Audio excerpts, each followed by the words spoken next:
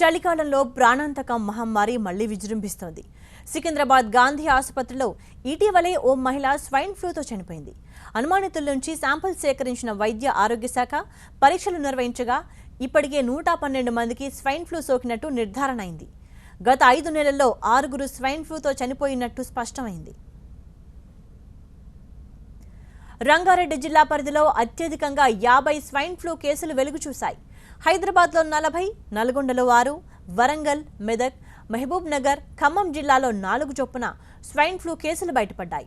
అటు నిజామాబాద్, కరీంనగర్ జిల్లాలో ఒక్కొక్క స్వైన్ ఫ్లూ కేసును గుర్తించామని అధికారులు ప్రకటించారు. ఈ గణాంకాలన్నీ పాత జిల్లాల ప్రకారం నమోదైనవి. ఆదిలాబాద్ జిల్లాలో ఒక్క స్వైన్ ఫ్లూ కేసు కూడా నమోదు కాలేదు. రంగారెడ్డి జిల్లాలో 2, నల్గొండ జిల్లాలో మరో 2, మహబూబ్ నగర్ జిల్లాలో 1 స్వైన్ ఫ్లూతో చనిపోయినట్టు ఇటీవల గణాంకాలు సేకరించారు అధికారులు. ప్రస్తుతం స్వైన్ ఫ్లూ కేసులు ఎక్కువగా ఉన్నప్పటికీ గతంతో పోలిస్తే మృతుల సంఖ్య తగ్గిందన్నారు అధికారులు. స్వైన్ ఫ్లూ పట్ల ప్రజల్లో అవగాహన పెరగడం, వ్యాధికారక H1N1 వైరస్ను ఎదుర్కొంటున్న బాధితుల్లో వ్యాధి నిరోధకత అభివృద్ధి చెందడం వల్ల మరణాలు తగ్గుతున్నాయని పేర్కొన్నారు అధికారులు. అటు స్వైన్ ఫ్లూ లక్షణాలు బయటపడిన తర్వాత రోగుల్లో వ్యాధిని నిర్ధారించే పరీక్షలు చేయడంలో తీవ్ర జాప్యం జరుగుతోందని బాధితుల బంధువులు ఆరోపించారు. స్వైన్ ఫ్లూ సోకిందని నిర్ధారించడానికి కనీసం 4 రోజుల సమయం పడుతోందని, దీంతో వ్యాధి ముదిరి బాధితులు చనిపోతున్నారని ఆవేదన వ్యక్తం చేశారు స్వైన్ ఫ్లూ మృతుల బంధువులు. అటు చలి తీవ్రత పెరుగుతున్న సమయంలో స్వైన్ ఫ్లూ సోకే ప్రమాదం ఎక్కువగా ఉంటుందని హెచ్చరిస్తున్నారు వైద్యులు.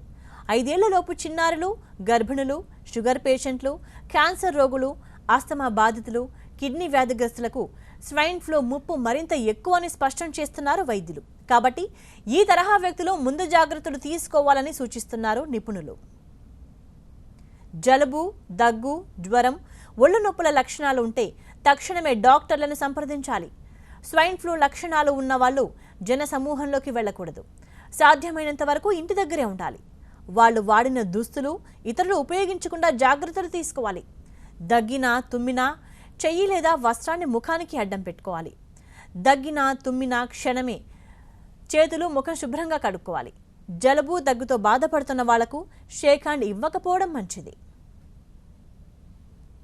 చలి వాతావరణం, తేమగా ఉండే పరిసరాలు స్వైన్ ఫ్లూ విజృంభణకు కారణమవుతాయి. కాబట్టి కనీసం ఇంటి దగ్గరైనా పొడి వాతావరణం ఉండేలా జాగ్రత్తలు తీసుకోవాలి.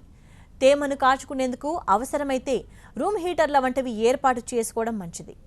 జలుబుకు కారణమయ్యే పరిస్థితులకు దూరంగా మెలగడమే స్వైన్ ఫ్లూ నివారణకు తొలి అడుగు. అటు అనుమానిత లక్షణాలు కనిపించగానే ఆలస్యం చేయకుండా నిపుణులైన డాక్టర్ల దగ్గర చికిత్స చేయించుకోవాలి.